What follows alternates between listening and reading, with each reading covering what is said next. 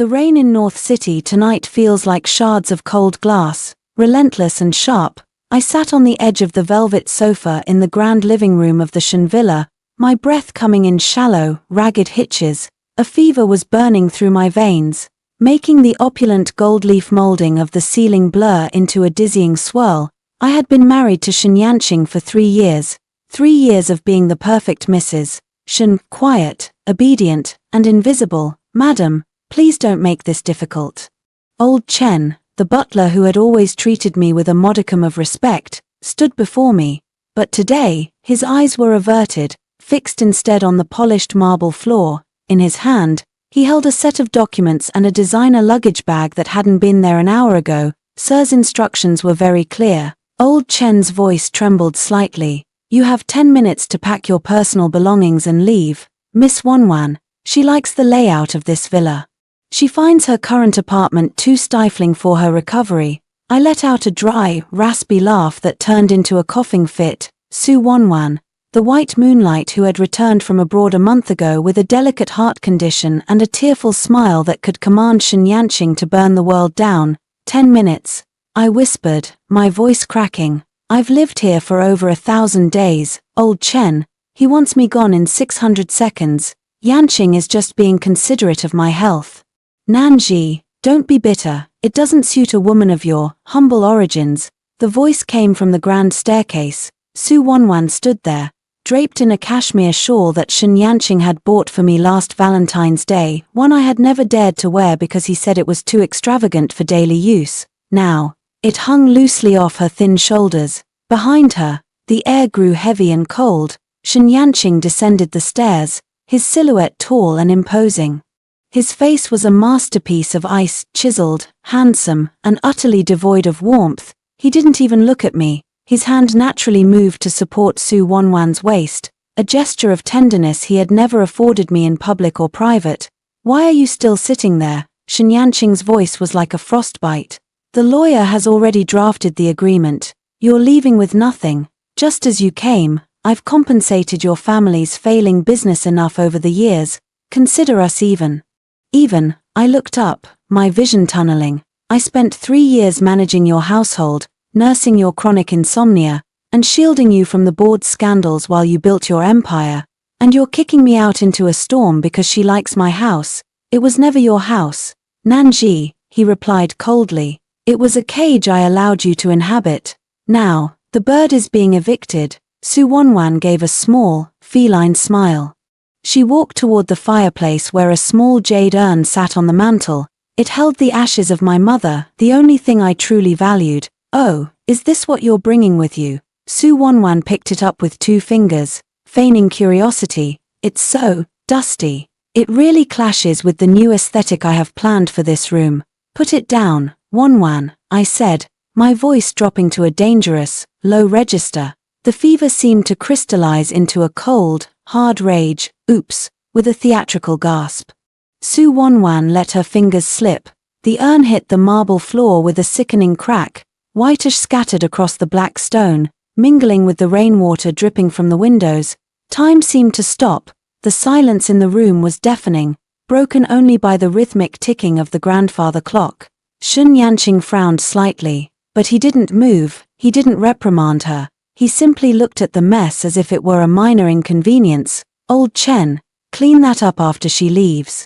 It's unsightly. Something snapped inside me. The meek wife who had spent years apologizing for her own existence died in that moment, scattered on the floor with my mother's ashes. I stood up. My legs were weak from the fever, but my spine was straighter than it had ever been. I walked over to the desk where the divorce papers lay. Without a word, I picked up the pen and scrawled my name in jagged, aggressive strokes. Lin Nanji. I tossed the pen onto the paper.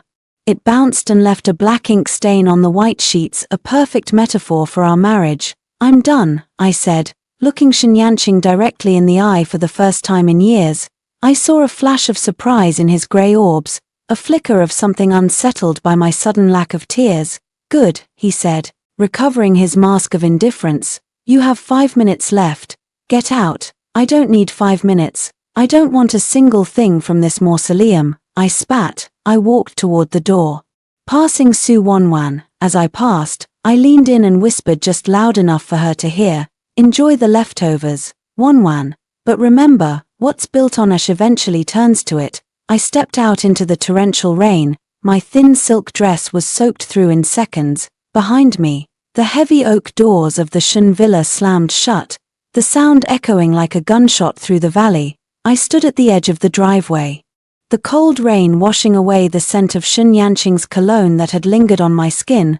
I reached into the hidden pocket of my dress and pulled out a small, waterproof burner phone I had kept for 3 years, never used. I dialed a number that was etched into my soul. It picked up on the first ring. "Little Moon," a deep, commanding voice answered. It was a voice that could move markets and crush industries. It was the voice of Lin Chengfeng, the eldest head of the Lin Group. "Brother," I said, my voice steady despite the shivering of my body. "The 3-year humility trial the elders set for me is over. I've signed the papers." There was a pause on the other end, then the sound of a glass shattering, likely my brother's glass of scotch. "Where are you?" he roared, his voice thick with a mix of fury and relief. "At the gates of the Shen Villa. They threw me out. They broke Mom's urn. They, what?" The temperature of the phone call seemed to drop 20 degrees. "Nanji. Stay exactly where you are, don't move a muscle. If a single raindrop makes you sick, I will burn that mountain to the ground. I'm already sick, brother. But I'm also very, very awake." I looked back at the glowing lights of the villa high above. Inside, Shen Yanqing was probably pouring a drink for his mistress, celebrating his freedom from a woman he thought was a penniless orphan. He had no idea that the charity case he had married was the sole heiress to the Lin conglomerate, a global empire that could swallow his Shun group for breakfast and still be hungry. In the distance, the low, rhythmic thud-thud-thud of helicopter rotors began to vibrate through the air, cutting through the thunder. Bright searchlights pierced the clouds, sweeping over the dark forest of the mountain. Not one, but 3 black helicopters marked with the silver Lin crest were descending through the storm. Down the winding road, a fleet of 12 black SUVs with tinted windows roared up the incline, their headlights blinding as they rounded the bend. The 10 minutes were up, but the eviction wasn't over. It was just beginning. The roaring of the rotors was so loud it felt like the mountain itself was trembling. The wind whipped my soaked hair across my face, stinging my skin. But I didn't flinch. I stood in the middle of the rain-slicked asphalt, a lone figure in a tattered silk dress, watching the sky split open. The lead helicopter, a sleek black beast with the silver Lin crest, a stylized crescent moon, hovered directly over the Shun Villa's front courtyard before pivoting to land on the wide stretch of the private road. Behind it, 2 more followed, their searchlights sweeping the forest like the eyes of predatory gods. From the villa's balcony, I saw a flicker of movement. Shen Yanqing and Su Wanwan had come out to see what the commotion was. Even from this distance, I could sense their confusion. This was restricted airspace. No one flew over the Shun estate without permission. The first helicopter touched down with mechanical grace. The side door slid open before the blades had even stopped spinning. A man stepped out. He was tall, wearing a tailored charcoal overcoat that cost more than the villa's annual maintenance. His face was a more mature, lethal version of my own. Lin Chengfeng, my eldest brother. The man who controlled 40% of the global shipping routes and didn't know the meaning of the word mercy. Behind him, leaping out with a jagged, predatory energy, was my second brother, Lin Jili. He was the genius devil of the family, a man who could bankrupt a country from his laptop before lunch. Nanji, Jili was the first to reach me.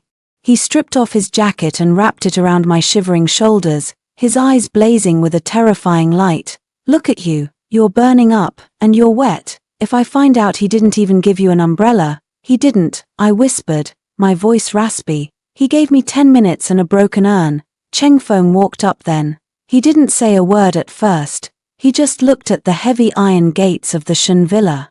Then at the bruised skin on my wrist where Shen Yanqing had gripped me too hard weeks ago, a mark I had hidden until now. "The urn," Chengfeng said, his voice low and vibrating with a suppressed violence that made the air feel heavy. "Where is it?" "On the floor of the grand hall," I said, "scattered, like trash." Chengfeng turned to the captain of the security detail that had just poured out of the SUVs. 12 men in tactical gear, standing like statues in the rain. Go in. Retrieve every grain of my mother's ashes. If a single speck is left on that floor, don't bother coming back, sir. The men roared in unison. Wait, a voice barked from the gates. Shen Yanqing had come down. He was followed by a phalanx of his own security guards, their hands on their holsters. He looked bewildered, his gaze darting from the helicopters to the fleet of luxury SUVs, and finally to the two men standing beside me. He didn't recognize them. The Lin family was notoriously private. Their faces rarely appeared in the media, and I had spent 3 years scrubbing my digital footprint to play the role of the orphan bride. What is the meaning of this? Shen Yanqing demanded, stepping forward. He looked at my brothers with the arrogance of a man who thought he was the apex predator of North City. This is private property. You are trespassing. Nanji, who are these people? Is this your backup? He sneered, his eyes landing on Jilly's flashy watch. Hiring actors and renting equipment to stage a dramatic exit. I didn't think you were this pathetic. Jilly let out a sharp, jagged laugh. He stepped forward, but Cheng Feng put a hand on his chest, stopping him. Cheng Feng stepped into the light of the searchlights. Actors. Cheng Feng repeated the word as if it were a foreign toxin. Shen Yanqing, CEO of the Shen Group, son of Shen Hong. You've had a decent run these last few years. It's a pity it ends tonight. Who the hell are you? Shen Yanqing's brow furrowed. He sensed the power radiating from Cheng Feng, a type of old money authority that made his own success feel like a lemonade stand. I am the man who is going to buy your debt by dawn, Cheng Feng said calmly, and I am the brother of the woman you just threw out into the rain. The silence that followed was broken only by the hiss of the rain. Shen Yanqing's eyes widened, then narrowed. Brother, Nanji is an orphan. She was a scholarship student with no background. Her father was a failed academic. Our father, Jilly interjected, his voice dripping with venom, was Lin Tianhao, and our sister was fulfilling a family tradition of humility training, living without the family name for 3 years to understand the world. She chose you to be her partner in that trial. Clearly, she has terrible taste in men. Shen Yanqing's face went pale. Lin Tianhao, the Lin group from the capital. Behind him, Su Wanwan had crept up, clutching her shawl. Yanqing. Don't listen to them, they're lying. How could she be a Lin? Look at her. She's been wearing the same 3 outfits for a year. I stepped out from behind my brothers. The fever was still there, but the clarity was sharper. I wore the same outfits, Wanwan, because I was trying to see if Shen Yanqing loved me or the status I could provide.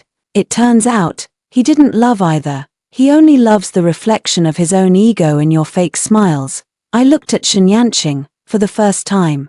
I saw a crack in his ice-cold mask. It wasn't just shock, it was the dawning realization of a catastrophic mistake. Nanji, he started, his voice losing its edge. If this is true, why didn't you tell me? I tried, I said, on our first anniversary. I brought the disclosure papers to dinner. You told me you weren't interested in my boring past and that I should just focus on making sure the soup wasn't too salty. Remember, Madam, old Chen, the butler, came running out of the villa. His face white as a sheet, he held a tablet in his hand, his fingers trembling as he showed it to Shen Yanqing.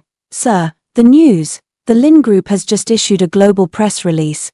They've announced the return of their youngest daughter, Lin Nanji, to the board of directors, and what? Shen Yanqing hissed. And they've just pulled the $300 million credit line for our offshore wind project, old Chen whispered, his voice cracking.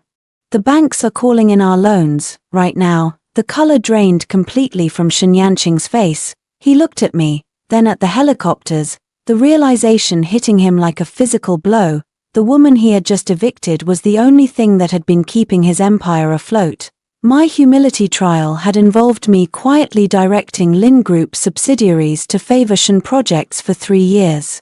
I had been his guardian angel, and he had just kicked me out of heaven. 10 minutes, wasn't it? I said, checking the diamond-encrusted watch Jilly had just slipped onto my wrist. I think I've stayed too long. My brothers don't like to be kept waiting. Nanji, wait. Shen Yanqing stepped forward, reaching for my arm. Before he could touch me, 4 of my brother's guards stepped in, their movements a blur of professional violence. One of them caught Shen Yanqing's wrist and twisted it back just enough to make him gasp. "Don't touch the young miss." The guard growled. "Let him go," I said. The guard obeyed instantly. I looked at Su Wanwan, who was trembling now, her eyes darting around like a trapped animal. "The villa is yours for now, Wanwan, but check the deed. My brothers bought the land this house sits on 6 months ago as a gift for me. You're not living in Shen Yanqing's house, you're squatting on mine." I turned my back on them and walked toward the lead helicopter. "Nanji," Shen Yanqing shouted through the wind, "we can talk about this. The divorce, I haven't filed it yet. We can tear it up." I didn't stop. I climbed into the cabin. The interior was warm, smelling of expensive leather and cedarwood. My third brother, Lin Mohan, was already there, holding a heated blanket and a thermos of medicinal tea. "You're going to have a hell of a fever tomorrow," Mohan said. His voice soft but his eyes sharp. "But don't worry, I've already prepared the medicine for the Shun group. They won't feel a thing until they're dead." As the helicopter began to lift off, I looked down through the glass. Below us, Shen Yanqing stood in the rain, looking small and insignificant for the first time in his life. He was staring up at us, his expensive shirt soaked, his hair plastered to his forehead. Beside him, the white moonlight looked more like a drowned rat. "Brother," I said to Chengfeng as we leveled out over the city lights. "Yes, little moon, I want the Shun Group's core energy project. I want their patents, their logistics, and their pride. I want them to realize that everything they built was actually a gift from the woman they despised." Chengfeng smiled, a cold, predatory curve of his lips. "Consider it done. Where to first?" "The Lin building," I said, leaning back into the furs. "I have a board meeting to attend. And I believe it's time I reclaimed my seat at the head of the table." As the helicopters roared away from the mountain, leaving the Shun villa in darkness, I felt the last of the obedient wife burn away in the fever. The moon had returned to the sky, and tonight, the world would learn that the moon doesn't just shine, it pulls the tides that drown kingdoms. The Lin building was a monolith of glass and steel that pierced the clouds of North City. A monument to the family's century-long dominance. As the elevator ascended to the 99th floor, the digital display blurred past floors that housed more wealth than most small nations. I stepped out of the elevator, wrapped in a plush white cashmere coat that my brother Jilly had draped over my shoulders. My fever had subsided into a cold, focused clarity. The staff in the lobby, seasoned professionals who moved with the precision of clockwork, all stopped in their tracks. They bowed in a synchronized wave, a silent acknowledgement of the return of the crown princess. "Welcome home, Director Lin," they whispered. I didn't stop. I walked straight toward the command center, the cloud office. Waiting for me was Arlen, my personal secretary who had spent the last 3 years embedded as a junior administrator in the Shun Group. She was the one who had quietly funneled me the intelligence I needed to steer Shen Yanqing's company toward success from the shadows. "Report," I said, my voice cutting through the quiet hum of the server banks. Arlen handed me a tablet, her eyes sparking with excitement. "The Shun Group is in a state of absolute panic. Nanji, when the credit line was pulled, it triggered a domino effect. Their Tier 1 suppliers are freezing shipments, and their stock price has already dropped 8% in after-hours trading. Shen Yanqing is currently in an emergency board meeting, trying to convince his investors that the Lin Group's withdrawal is just a clerical misunderstanding." I looked at the data scrolling across the screen. The core energy project, Shen Yanqing's crown jewel, was 70% complete. It relied on a patented cooling technology that was held by a shell company. "And the cooling patents?" I asked. "As of 5 minutes ago, the shell company Astrea Tech has been absorbed into the Lin Group's private portfolio." Arlen smiled.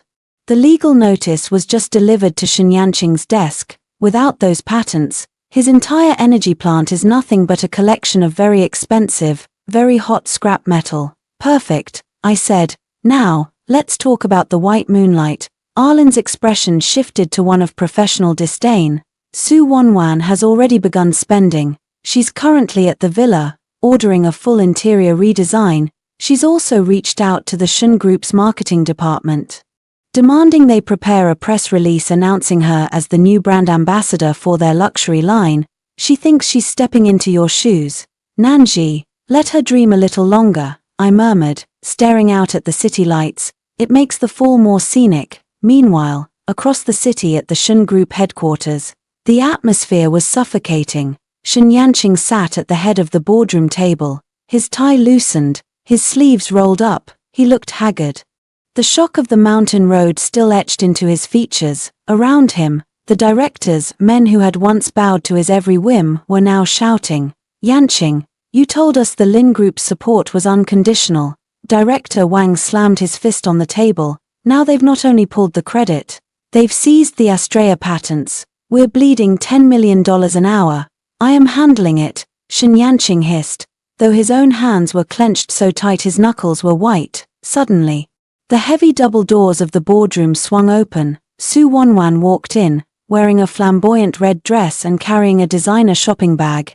"Yanqing, why aren't you answering my texts? I need the corporate credit card limit raised for the new marble flooring in the room went silent. 20 pairs of eyes, bloodshot with stress and financial ruin, landed on her. "Who is this?" Director Wang asked, his voice trembling with rage. "I'm Su Wanwan," she said, flipping her hair with an air of unearned importance. "The future Mrs. Shen, and I really think you all need to lower your voices. My heart condition." "Get out," Shen Yanqing said. His voice was a low, dangerous growl. "What? But Yanqing, I just wanted to. I said get out," he roared, standing up so abruptly his chair tumbled backward. Su Wanwan flinched, her face pale. She had never seen him like this. To her, he was the doting protector, the man who would ruin his wife for her comfort. She didn't realize that without his empire, Shen Yanqing's protection was worth nothing. As she scurried out,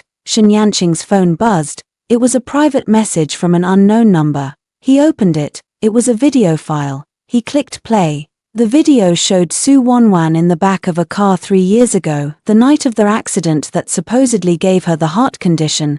She wasn't clutching her chest in pain, she was laughing. Handing a thick envelope of cash to a man in a hood. "Make sure the brakes on Nanji's car are loosened just enough." Her voice on the recording was clear as a bell. "I want her scared, not dead. I need to be the one who saves Yanqing from the grief." Shen Yanqing felt the world tilt. The heart condition that had made him pity her, the rescue that had made him feel indebted to her, it was all a staged play. And then, another notification popped up. A formal invitation to the North City Charity Gala, hosted by the Lin Group. At the bottom of the invitation, in elegant, handwritten script, were the words, 10 minutes was all it took to lose everything. "Yanqing, let's see how long it takes to watch it burn." He dropped the phone. It clattered on the mahogany table. "Sir," old Chen's voice came through the intercom. "The Lin Group has just sent a courier. They are initiating a hostile takeover bid for the remaining 30% of our public shares." Shen Yanqing sank into his chair. He looked up at the ceiling, realizing for the first time that the woman who had spent 3 years making him tea and warming his bed was the only person in the world who could have saved him from this. And he had thrown her out in the rain. Back at the Lin building, I walked through the corridors of the executive floor. I had changed into a sharp, midnight blue power suit.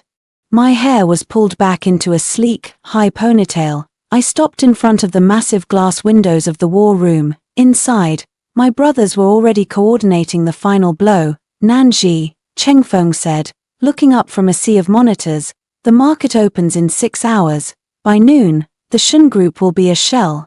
Are you sure you want to go to the gala tomorrow? You could just finish them now." "No," I said, a cold smile touching my lips. "I want them to see me. I want them to see what they threw away. And I want the world to watch when I take the crown they thought I wasn't worthy to even touch." I looked at Arlen. "Is the dress ready?" "The moonlight shadow gown. It's being delivered tonight." "Madam, it's made of silver silk and 5,000 crushed diamonds. You'll look like a goddess of war." "Good," I said. I turned back to the window. In the distance, the Shen building's lights were flickering, literally. I had already instructed the utility subsidiary to perform emergency maintenance on their block. The darkness was coming for them, and I was the one holding the switch. "One more thing, Arlen," I added. "Yes, send a bouquet of white lilies to the Shen Villa, to Su Wanwan. Include a card that says, 'Lilies offer funerals. Choose your spot wisely.'" The game wasn't just about money anymore, it was about the total, systematic dismantling of their reality. I had been their invisible Mrs. Shun for too long. Now, I was going to be the most visible woman in the world. The Ritz-Carlton Grand Ballroom was a sea of shimmering silk, expensive cologne, and the hushed murmurs of the elite. Tonight was the North City Charity Gala, the social event of the year. But the air was thick with a different kind of electricity. Everyone was whispering about the impending collapse of the Shun Group and the mysterious princess of the Lin family who had suddenly emerged from the shadows. At the entrance, Shun Yanqing stepped out of a black sedan that looked noticeably less polished than usual. Beside him, Su Wanwan clung to his arm, her face caked in heavy makeup to hide the dark circles of a sleepless night. She was wearing a flamboyant emerald gown, dripping in emeralds that she had bullied the Shun family jeweler into lending her. Yanqing, why is everyone looking at us like that? Su Wanwan whispered, her voice trembling. Because they smell blood in the water, Wanwan. Shun Yanqing snapped, his eyes scanning the room like a hunted animal. He had lost 5 pounds in 48 hours, his empire was hemorrhaging, and his only hope was to secure a loan from the several international bankers attending tonight. As they entered the ballroom, the whispers reached a crescendo. Is that him? The one who kicked out a Lin heiress for that? Talk about the blunder of the century. He threw away a diamond for a piece of glass. Su Wanwan's face flushed a deep, ugly red. She spotted a group of socialites. She usually socialized with women who used to flatter her for her proximity to Shun Yanqing. She plastered on a fake smile and walked over. Hi, girls, isn't the decor lovely? I was thinking of using this florist for my wedding next month. Your wedding, one of the women, a shipping magnate's daughter, interrupted with a cruel laugh. Darling, have you seen the news? The Shun Group is being liquidated. You'll be lucky if you can afford a florist for a funeral. Let alone a wedding. How dare you? Su Wanwan shrieked. Yanqing is the king of North City. He was, the woman retorted, turning her back. Now, he's just the man who forgot to check his wife's ID. Suddenly, the massive crystal chandeliers dimmed. A single, powerful spotlight hit the grand staircase at the far end of the hall. The orchestra transitioned from a light waltz to a powerful, cinematic crescendo of violins. The doors at the top of the stairs swung open. I stepped into the light. The moonlight shadow gown lived up to its name. It was a masterpiece of silver silk that seemed to flow like liquid mercury around my body. 5,000 microdiamonds were hand-stitched into the fabric, catching every stray beam of light until I looked like I was radiating a celestial glow. My hair was styled in a sleek, architectural bun, and around my neck sat the Coeur de la Mer, a blue diamond the size of a pigeon's egg. The room went silent. You could have heard a pin drop on the plush carpet. I descended the stairs with a slow, predatory grace. Beside me walked my eldest brother, Chengfeng, looking every bit the global titan he was. Nan Ji, Shun Yanqing whispered, his glass of champagne shattering on the floor. He stared at me, his mouth slightly agape. He had seen me in aprons, in simple cotton dresses, in the shadows of his hallway. He had never seen this. I wasn't just beautiful, I was formidable. I was the sun he had tried to extinguish, now returning as a supernova. I walked straight toward the center of the room, where the most powerful bankers were gathered. They ignored Shun Yanqing and flocked to me like iron filings to a magnet. Director Lin, a pleasure to finally meet the woman behind the recent market surge. The head of the International Monetary Bank said. Bowing low, the pleasure is mine, Mr. Harrison, I said, my voice smooth as silk and twice as strong. I hear you were considering a bridge loan for a failing energy project. I'd advise you to look at our latest acquisition instead. We've rebranded it the Lunar Initiative. Shun Yanqing pushed through the crowd, his face a mask of desperation and fury. Nanji, we need to talk. This spectacle has gone far enough. I turned to him, my expression one of polite boredom. Mr. Shun, I'm afraid I don't have an appointment on my books for a stranger. Please step back, you're blocking the light. A stranger, he hissed, his voice low so only I could hear. I was your husband for 3 years, you slept in my bed, and you threw me out in the rain for 10 minutes of convenience, I replied, my eyes flashing like cold steel. The woman who slept in your bed died that night. This is the woman who is going to buy your bed and have it burned. You stole that necklace. Su Wanwan suddenly screamed, pointing a shaking finger at my throat. She had broken away from the socialites and hurried over, her eyes wild. That's the Cœur de la Mer. It disappeared from the Lin family vault 10 years ago. Guards, she's a thief. She probably used the Shen family's connections to smuggle it. The crowd gasped. Accusing a Lin of theft in a room full of their peers was social suicide.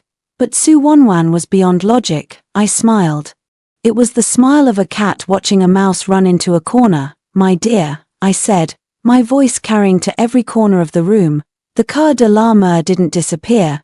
It was gifted to me by my father on my 18th birthday. It's been in my private safe. But since you're so concerned with stolen jewelry, I looked at the emeralds around her neck. Those emeralds you're wearing, they belong to the Green Muse collection. They were commissioned by the Lin Group for my mother.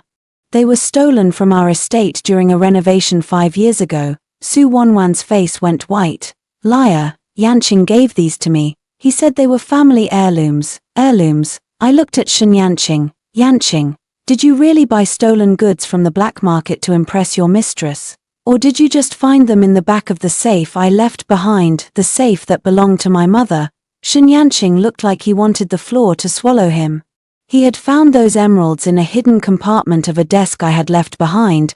He had assumed they were just expensive trinkets I'd bought with his allowance. Actually, I continued, I've already called the authorities. Not for the jewelry, but for the fraud. At that moment, the doors opened again. This time, it wasn't a socialite. It was 4 officers from the Financial Crimes Division. They walked straight to Su Wanwan. Su Wanwan, you're under investigation for the embezzlement of $3 million from the Shen Group's charity foundation, as well as several counts of insurance fraud related to a heart condition that medical records show doesn't exist. What? No, Yanqing, save me. Su Wanwan lunged for him, but he stepped back. His face filled with disgust. He had seen the video I sent him. He knew she was a fraud. As the officers led a screaming, hysterical Su Wanwan out of the ballroom, I turned back to the room. I apologize for the interruption, everyone, I said, raising a glass of sparkling water. But as the new majority shareholder of the Shen Group, I believe in transparency, and I believe in cleaning up the trash. I looked directly at Shen Yanqing. He was standing alone in the middle of the room, the crowd having moved away from him as if he were a leper. The auction is about to begin. Yanqing, I whispered as I walked past him, I hope you brought your checkbook, though, from what I hear, your signature isn't worth the paper it's written on anymore. I walked toward the front row of the auction, my silver train sweeping over the spot where he stood. The white moonlight was gone, and the dark night of the Lin family had just begun. The auction hall within the Ritz-Carlton felt like a high-tech gladiator pit. The air conditioning hummed with a clinical chill, but the tension was thick enough to choke on. I sat in the front row, my brothers flanking me like twin pillars of ivory and steel. Behind us, tucked into the shadows of the back row, sat Shen Yanqing. He looked like a ghost of the man I had married, his prestige stripped away, his white moonlight hauled off in handcuffs just moments before. He was clinging to a single hope, a set of antique scrolls being auctioned tonight.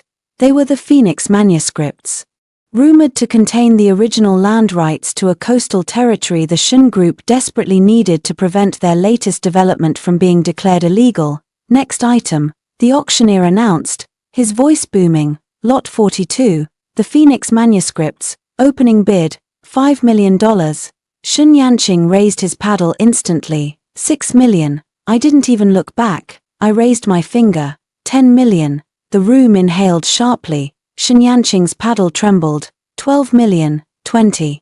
I said, my voice as calm as a frozen lake. Nanji, Shen Yanqing's voice cracked from the back of the room. You don't even need those. You're just doing this to ruin me. I turned my head slightly, catching his eye over my shoulder. Ruin you, Yanqing? No, I'm just tidying up the neighborhood. A man who can't even distinguish a real heart condition from a theatrical performance shouldn't be trusted with historic land rights.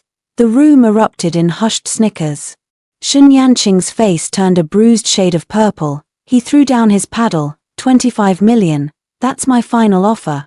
I know your liquid assets are tied up in the takeover. I smiled, a slow, lethal curve of my lips. 50 million once, twice, sold, to Director Lin. Shun Yanqing slumped into his chair, the last pillar of his strategy collapsing. But I wasn't done. I stood up and walked toward the stage, gesturing for the microphone. The auctioneer stepped aside. Sensing the shift in power, before we moved to the next item, I said, the blue diamond at my throat pulsing with light, I have a small presentation for our guests. Since we are celebrating charity tonight, I thought it only fair to expose a grand deception. I signaled to Arlen in the control booth. The massive LED screen behind me flickered to life. It wasn't a business chart, it was a grainy video from a hospital hallway, dated 4 years ago, 6 months before I married Shun Yanqing. In the video, Su Wanwan was standing next to a man in a white coat. She was handing him a stack of bills. Doctor, the report needs to say the damage to my heart is permanent. Su Wanwan's voice echoed through the ballroom. I need Shun Yanqing to feel so guilty for that car accident that he'll never leave my side. Make sure the orphan girl he's seeing, Nanji, looks like the one who caused the distraction. The footage shifted. It showed the mechanical shop where my car had been serviced. A man was seen loosening a bolt on my brake line. The ballroom was so silent it felt vacuum-sealed. I looked at Shun Yanqing. He was standing now, his hands gripping the velvet back of the seat in front of him so hard the wood began to creak. His eyes were fixed on the screen, his worldview shattering in real time. The accident that almost killed me. The accident that injured Su Wanwan and made you hate me for distracting you that night. It was all her. Yanqing, I said, my voice echoing with a haunting clarity. She didn't save you, she hunted you. And you were so blinded by your own arrogance that you blamed the woman who actually pulled you from the wreckage. What? Shun Yanqing gasped, his voice barely a whisper. You pulled me out. I have the scars on my back to prove it, I said coldly. But you were too busy holding her hand in the ambulance to notice the humble orphan being treated for third-degree burns in the next room.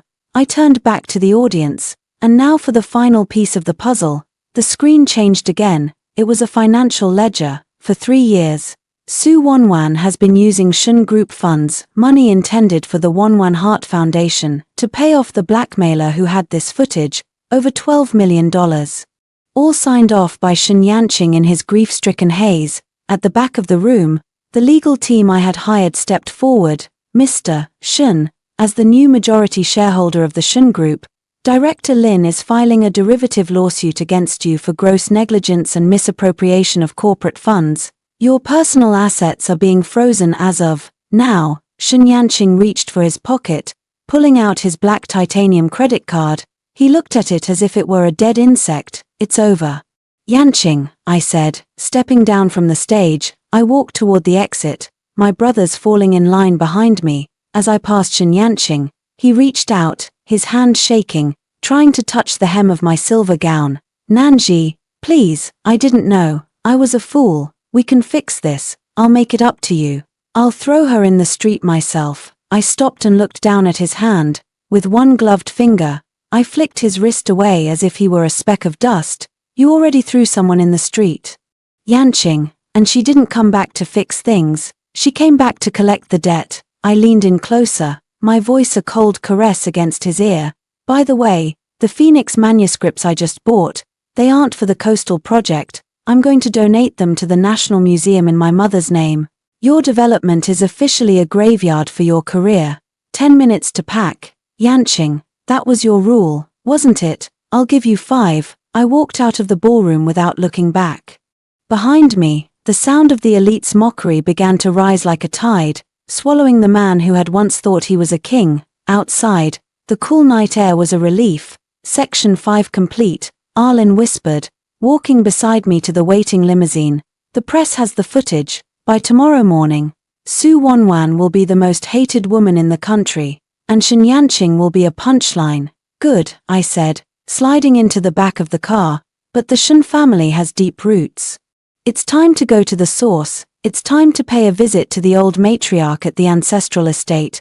The old lady won't be easy, Cheng Feng remarked, lighting a cigar. She's as sharp as a razor and twice as mean. Then I'll just have to be the whetstone, I replied, watching the Ritz-Carlton fade into the distance. The Shun ancestral estate was a sprawling fortress of grey stone and weeping willows, a place where time seemed to have curdled into a suffocating tradition. Unlike the modern glass of the city, this place breathed old money and older prejudices. I stepped out of the black SUV, the gravel crunching under my silver-tipped heels. My fever was a distant memory now, replaced by a cold, surgical precision. Beside me, my second brother, Jilly, adjusted his cufflinks, a predatory smirk playing on his lips. The old matriarch is expecting a tearful apology. Little Moon, Jilly whispered.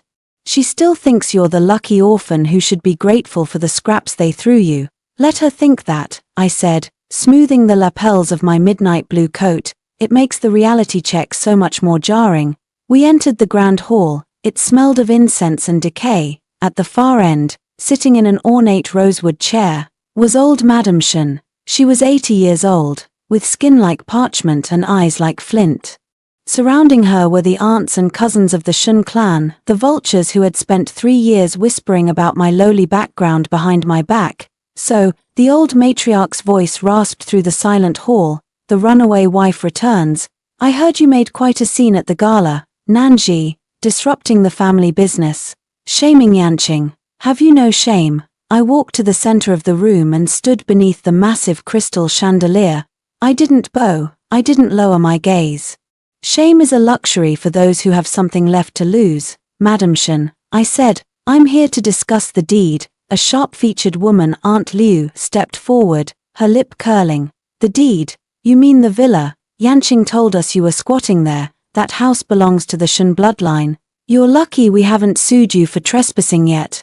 I pulled a leather-bound folder from my assistant's hands and tossed it onto the low table in front of the matriarch.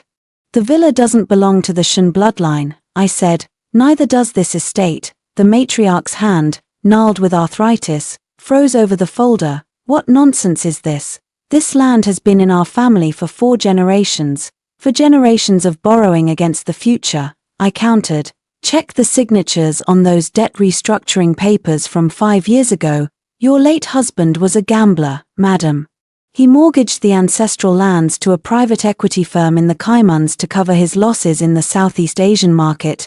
He was so ashamed he never told you. The matriarch's eyes widened as she flipped through the pages. Her face turned a sickly shade of grey. And that equity firm, I continued, leaning forward. It was a subsidiary of the Lin Group. My eldest brother bought your debt as a wedding gift for me.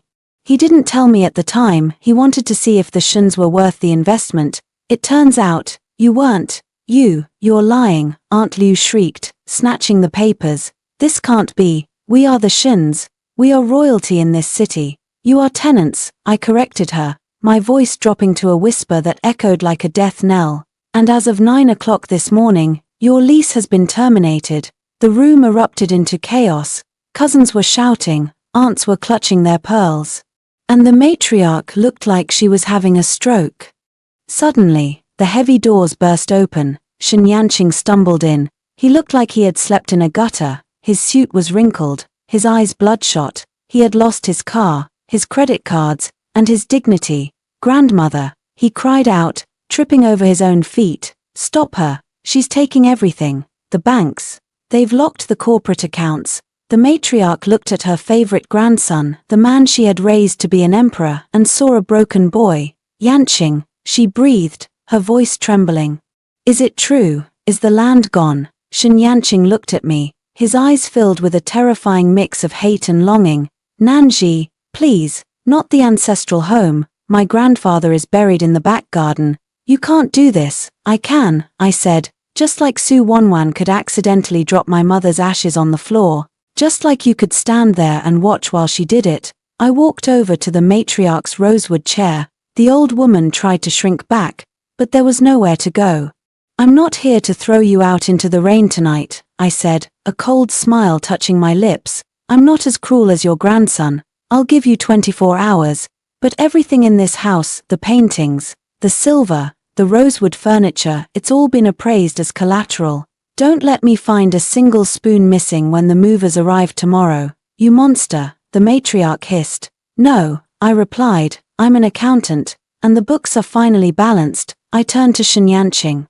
who was slumped against a pillar, his head in his hands. By the way, Yanqing, I said, I found the original marriage contract in the family safe today, the one your father made you sign. It had a clause: if the marriage ended due to your infidelity or negligence, your personal shares in the core energy project would revert to the spouse. I pulled out a single sheet of paper. I've already signed it. I now own 51% of your life's work.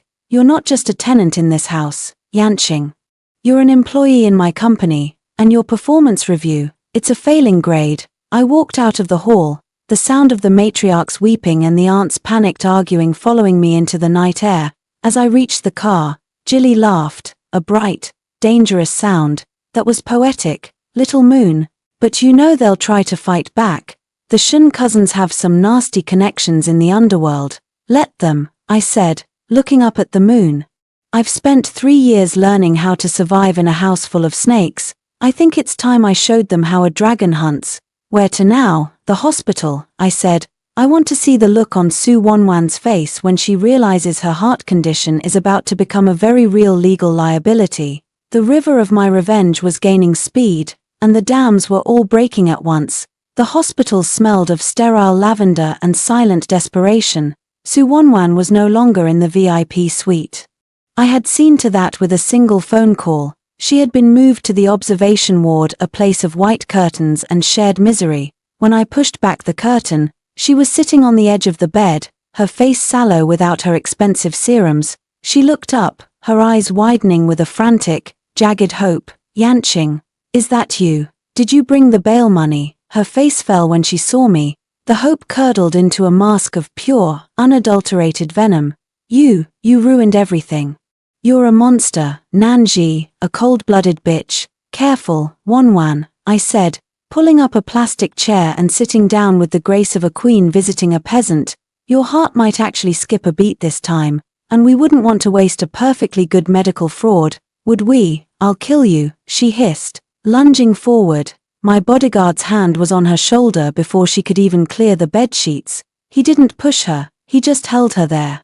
A reminder of the new wall between her and the world. You won't kill anyone, I said, leaning in. You're going to spend the next 10 years in a cell. Wanwan, I've already handed the prosecutor the records of your payments to the doctor who faked your reports, and the man who loosened my brakes. He's already singing like a bird in exchange for a lighter sentence. He remembers exactly who handed him the envelope. Su Wanwan's breath hitched. She began to shake, not with a heart condition, but with the cold realization of a cage closing in. Yanqing won't let you, she whimpered. He loves me. He'll find a way. Yanqing is currently sitting in the rain outside the ancestral home, I said, checking my nails. He's been evicted, just like I was, only he doesn't have a trillion-dollar empire to go home to.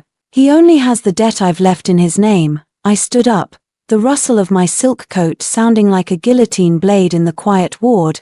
Enjoy the hospital food, Wanwan. It's the last bit of luxury you'll see for a very long time. As I walked out of the hospital, the night air of North City felt crisp, but as I approached my limousine, a figure stepped out from behind a concrete pillar. It was Shen Yanqing. He was soaked to the bone, the expensive wool of his suit was matted with grime, and his eyes were hollow, rimmed with a terrifying shade of red. He looked like a man who had walked through hell and found the gates locked from the inside. Nanji, he rasped. My guard stepped forward, but I raised a hand. Let him speak. It's pathetic to watch a man drown in a puddle of his own making. I saw the scars, he said, his voice trembling. I went back to the medical archives. I bribed a nurse to show me the old fire records from the night of the accident. It wasn't Wanwan who dragged me from the car. The firefighter's report said a small woman with long hair and a white dress pulled me out before the gas tank blew. You almost died for me. I did, I said, my voice devoid of emotion. And then I spent 3 years dying slowly in your house while you praised the woman who tried to murder us both. What do you want? Yanqing, an award for finally learning how to read. He fell to his knees on the wet pavement. The king of North City was kneeling in the dirt, his forehead touching the cold ground. I was wrong, he choked out, the sound of his sobbing muffled by the rain. I was a blind, arrogant fool. I'll do anything. I'll sign the Shun group over to you completely. I'll spend the rest of my life making it up to you. Just, don't look at me with those cold eyes. Please, stand up, Shen Yanqing, I said, my voice cutting through his grief like a scalpel. Your anything is worth nothing to me now. You think this is a romance novel. You think a few tears and a rainy night erase 3 years of coldness. 3 years of me making your favorite tea while you discussed your mistress's fragile heart at the dinner table. I walked toward him, my heels clicking rhythmically until I was standing right over him. You didn't love me when I was humble, and you don't love me now, I whispered. You just love the power I represent. You're not grieving for me, you're grieving for the empire you lost because you couldn't be a decent human being. I looked down at the top of his head. The divorce is final, the assets are frozen, and the moon has moved on. There is no us to fix, there is only the creditor and the debtor. Suddenly, a sleek silver sports car pulled up beside my limo. My third brother, Lin Mohan, the brilliant, cold-eyed doctor and strategist, stepped out. He looked at Shen Yanqing with the clinical detachment of a scientist looking at a lab rat. Nanji, Mohan said, his voice smooth, the board meeting for the merger is in an hour, and I've just received word. The Shen cousins have hired a cleanup crew from the docks. They're desperate, they think if they remove you, the debt disappears. Let them try, I said, turning my back on the kneeling man. Nanji, wait, Shen Yanqing screamed, reaching out to grab the hem of my coat. I didn't even look back as my bodyguard's boot met his chest, shoving him back into the mud. Don't touch her, Mohan said quietly, his eyes flashing with a lethal light. You've used up your lifetime quota of her mercy, Shen Yanqing. Now, you're just a distraction. As we drove away, I looked in the rearview mirror. Shen Yanqing was still there, a small, dark shape in the rain, wailing into the night. It was the same spot where he had told me I had 10 minutes to leave. Now, he had a lifetime to stay. Is the trap set? I asked Mohan as we merged into the midnight traffic. The Shen cousins think they're meeting a buyer for their stolen shares at the abandoned North Pier at 2 a.m. Mohan replied, checking his watch. They've brought their hired muscle. They think it's an ambush for you. Good, I said. A slow, dark smile spreading across my face. I've spent too long being the victim of other people's accidents. It's time I hosted an accident of my own. The river was turning into a flood, and the Shens were about to learn that when you try to drown a Lin, the ocean comes for you. The North Pier was a skeletal graveyard of rusted cranes and rotting timber, swallowed by a thick, salty fog that muffled the crashing of the waves below. It was 2:00 a.m. The air was frigid, biting through the layers of my coat as I stepped out of the car, standing in the center of an empty warehouse, illuminated by the harsh, flickering glare of a single overhead bulb. Were the Shen cousins Aunt Liu's sons, flanked by half a dozen men who smelled of cheap cigarettes and old violence. They were the desperate remnants of a dynasty, clinging to the delusion that they could kill their way back to wealth. You actually came. Nanji, the eldest cousin, Shen Jun, sneered.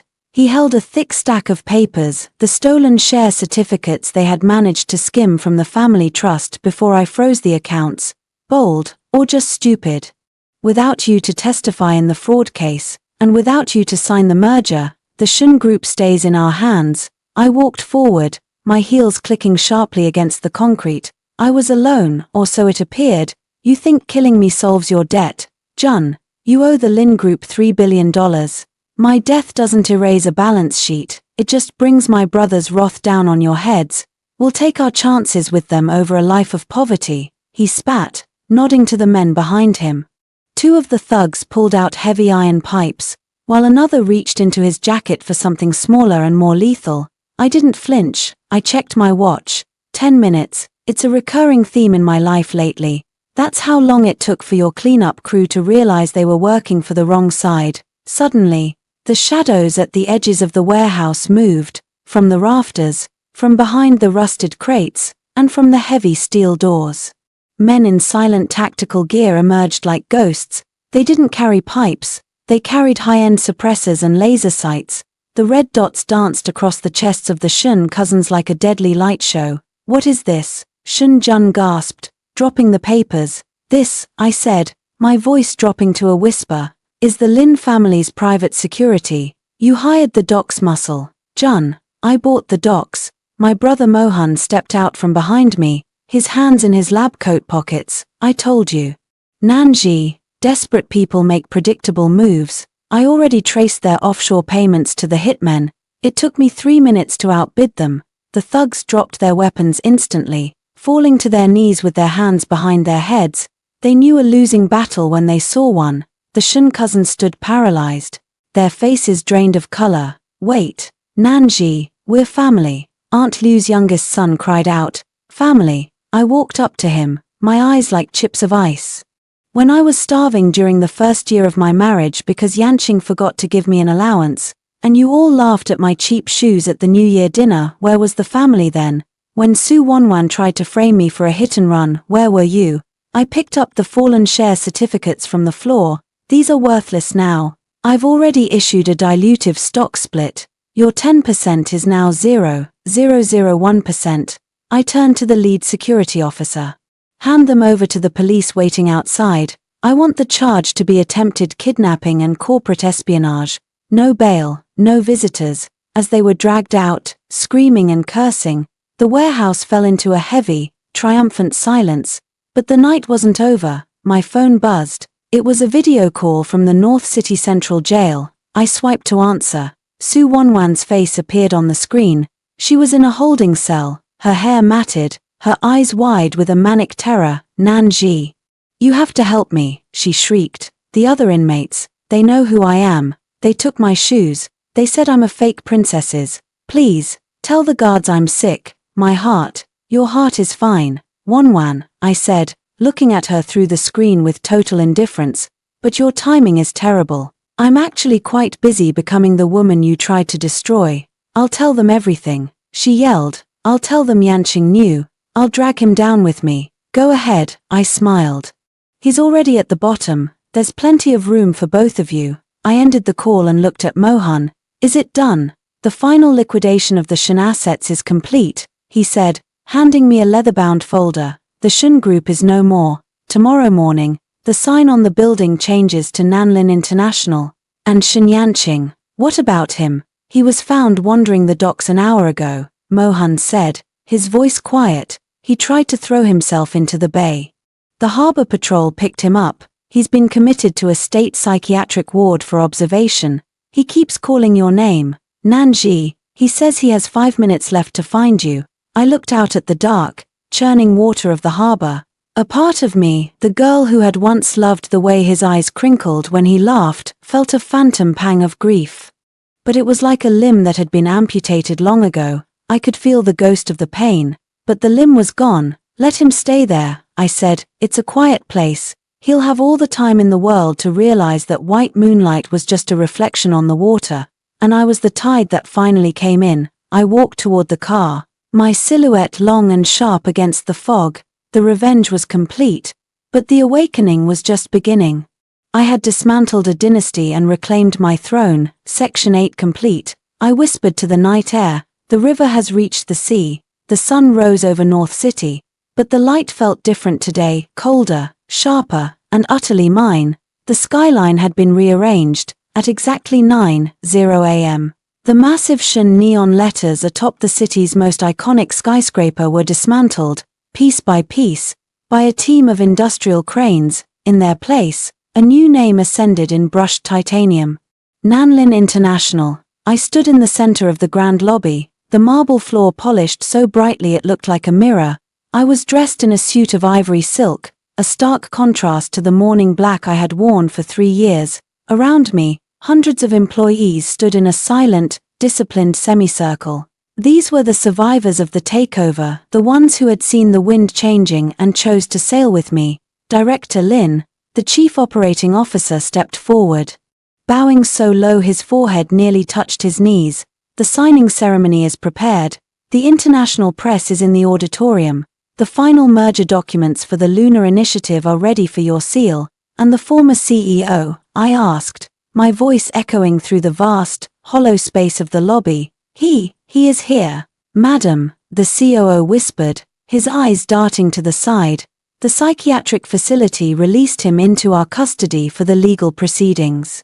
He insisted on being present for the transition. He said he wanted to witness the end. Bring him in, I said. The heavy glass doors at the entrance hissed open. 2 security guards led a man toward me. If I hadn't known it was Shen Yanqing, I wouldn't have recognized him. His signature silver-gray suit was stained and rumpled, hanging off a frame that had lost all its predatory grace. His hair, usually slicked back with perfection, was a chaotic mess of salt and pepper strands. But it was his eyes that were the most haunting, wide, hollow, and fixed on me with a terrifying, religious devotion. The moment he saw me, the guards lost their grip. Shen Yanqing didn't run, he collapsed, in front of the entire corporate staff, in front of the cameras that had started to flash from the sidelines. The once mighty Shen Yanqing crawled toward me on his hands and knees. Nanji, he croaked, his voice a dry rasp of agony. I saw the new sign, I saw the moon, it's everywhere. You're everywhere. I didn't move, I looked down at him as if he were a stray shadow on the floor. The sign is just a name, Yanqing. The reality is that you no longer exist in this building's history. Every contract you signed has been voided, every legacy you tried to build has been erased by my ink. I don't care about the building, he cried out, reaching for the hem of my trousers. His fingers trembled an inch away from the fabric, afraid to touch. Take it all. Take my blood if you want it. Just, tell me you hear me. Tell me you know I'm sorry. I stayed in that ward for 48 hours, and every second, I saw you pulling me from that burning car. I saw you bleeding while I walked away with her. I'm a monster. Nanji, I'm the monster. You're not a monster, Yanqing, I said. My voice as calm and indifferent as a midwinter breeze. To be a monster, you'd need to be significant. Right now, you're just a clerical error I'm finally correcting. I signaled to the COO. The pen, a gold-nibbed fountain pen, was placed in my hand. I walked to the mahogany table in the center of the lobby, where the final divestment papers lay. With a few swift, elegant strokes, I stripped the Shen family of their last remaining shares, their naming rights, and their dignity. It's done, I announced to the room. The auditorium erupted into applause, but Shen Yanqing's scream cut through it, a long, agonizing sound of a man watching his soul be shredded. Madam, old Chen, the former butler, came rushing into the lobby, his face a mask of terror. He ignored the guards and ran straight to Shen Yanqing, trying to pull him up. Sir, please, stand up, have some pride. Old Chen looked at me, his eyes brimming with tears. Madam, please, he's lost his mind. He hasn't eaten in 3 days, he just keeps repeating 10 minutes. He says he has to find 10 minutes to give back to you. His completely broken. Then take him away, old Chen, I said. Handing the pen back to my assistant. Take him to whatever corner of the world will still have him. But if he ever steps foot on Nanlin property again, I'll have him arrested for trespassing, just as he threatened me. He heard this and fainted on the spot. The butler's words were prophetic. As the realization hit Shen Yanqing that there was no hidden mercy, no test left to pass, and that I truly, utterly felt nothing for him, his eyes rolled back into his head, his body went limp. Crashing onto the marble floor he had once walked as a king. Get a medic, I said to the guards, not even pausing to look back, and once he's stable, remove him. I have a press conference to attend. I walked toward the auditorium, the click of my heels the only sound in the sudden silence of the lobby. My brothers were waiting at the entrance, their faces glowing with a fierce, protective pride. He's gone, little moon, Chengfeng said, placing a hand on my shoulder. The Shen era is officially buried. No, I replied, looking into the bright lights of the cameras waiting for me. The Shen era was just a footnote. My story is finally beginning. I stepped onto the stage, the flashes of 100 cameras blinding and brilliant. I didn't look like a victim, or a divorcee, or a lucky orphan. I looked like the moon in its full, terrifying glory, cold, beautiful, and completely out of reach. My name is Lin Nanji, I said into the microphone, my voice steady and echoing across the world, and I am here to tell you that the tides have changed. The celebration of the Lunar Initiative was not held in a stuffy boardroom or a crowded ballroom. I chose my private island, a jewel of white sand and emerald palms in the heart of the Pacific. Here, the air didn't smell of old incense or corporate greed, it smelled of salt, freedom, and the future. I stood on the obsidian deck of my villa, watching the sun dip below the horizon.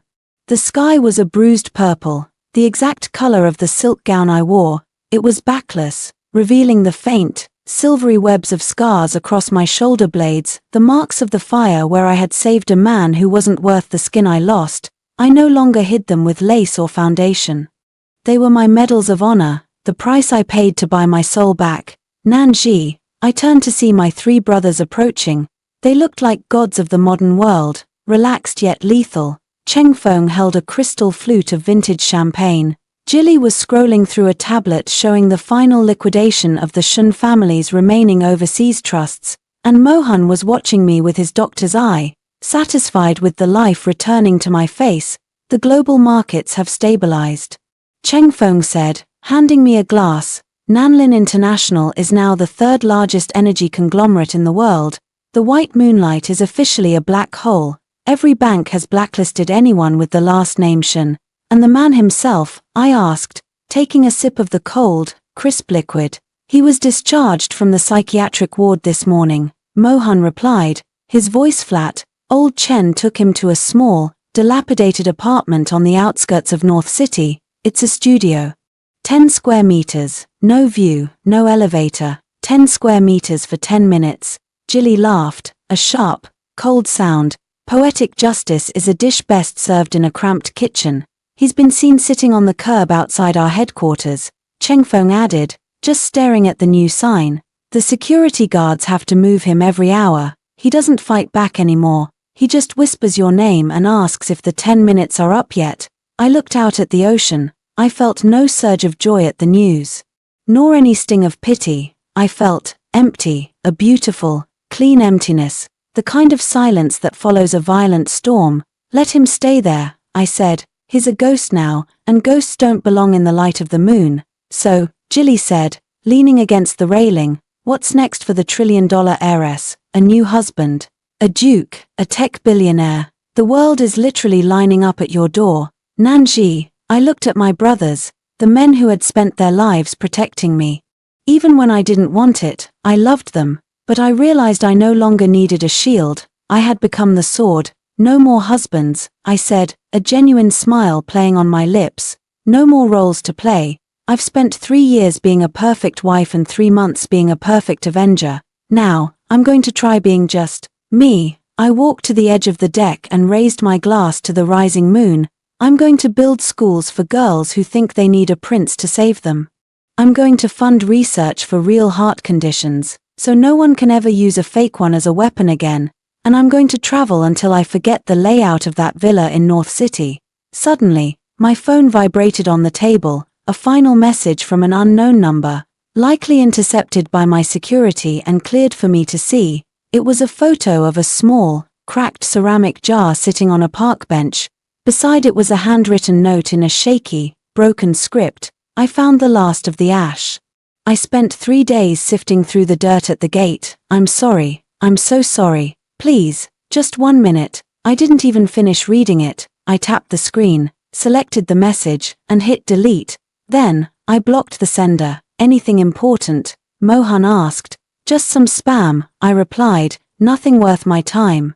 I turned back to the party. The music was swelling, a triumphant, soaring melody played by a world-class quartet. My employees, my friends, and my family were laughing, their faces illuminated by the soft glow of lanterns. I was no longer the orphan girl who prayed for a glance from a cold man. I was Lin Nanji. I was the moon that pulled the tides. I was the fire that survived the rain. As the fireworks began to explode over the Pacific, painting the night in vibrant streaks of gold and silver, I realized that the greatest revenge wasn't taking his money or his house. It was reaching a point where I didn't even care if he existed. I took a deep breath of the salt air. The humility trial was over. The revenge was finished. The story of the abandoned wife had ended. The era of the Empress had begun.